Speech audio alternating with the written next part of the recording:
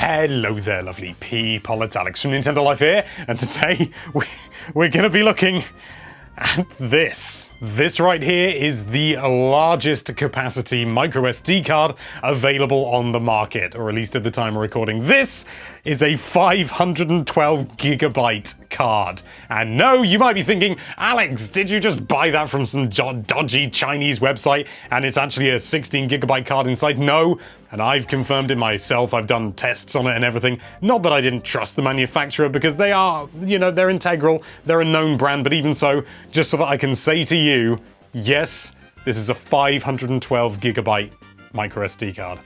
It's bonkers. This card adheres to the UHS-1 standard, which means it is suitable for 1080p video at 60 frames a second. It's class 10. It also says V10 on here, which is a thing. MicroSD XC. Yeah, basically it's like a good standard for microSD cards. UHS-1 is fine for most applications. However, this cannot record 4K video at any frame rate. Just outright can't do 4K. But as it turns out, it's not much of an issue for us, because we've discovered that the Nintendo Switch is not a 4K camera, it is a video game console. As such, it is absolutely up to the job of running in the Nintendo Switch, and running very well indeed. I've seen a couple of people, when we've covered this in the past before, saying, oh, it should be UHS 3 because that's better and it'll be faster and this will run terribly on the Switch. Well, we've tested it, and we've got some numbers. I'm going to put this down because I'm terrified of dropping it. To see how well it runs, we timed starting up Super Mario Odyssey from the very moment you select your profile to the final point where you're actually given control over the initial menu. And we tried it out on this new card, the 512 gigabyte microSD card. We tried it out on the official game card, so the actual physical cartridge you get if you buy a physical game, and the internal memory, with the game obviously downloaded onto there. Let's have a look at it.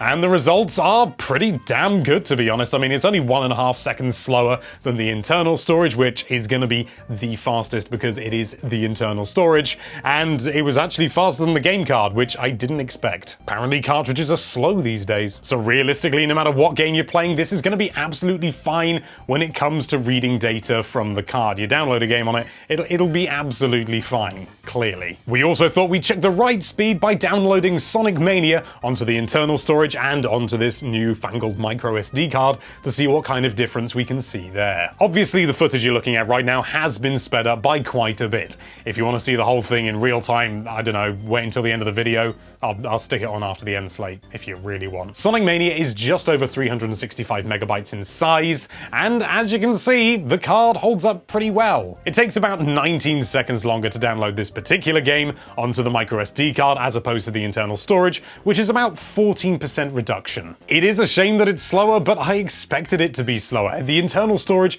is always going to be the fastest option, and 14% is... It's nothing, really. I mean, if you really notice and care about 14%, you've probably got bigger problems to worry about. All in all, I'm absolutely chuffed to bits with this little thing. I mean, I had a card before that was 128 gigabytes, and I just had to keep archiving things over and over again. I do get a lot of games download, so that would explain why I had to do that. So to be able to just have all the big games that I want is just mwah. However, this thing does come with a bit of a price, because it's not free. This little thing on the end of my finger will set you back £300! For clarity, that's $425 at the time of recording. I don't know whether that's actually going to be the price, because I couldn't find a US price for this thing when it comes out in America, but yeah, maybe it'll be around that, maybe. I don't know. So this thing here, if you want to use it with a Nintendo Switch, will cost you more than your entire console.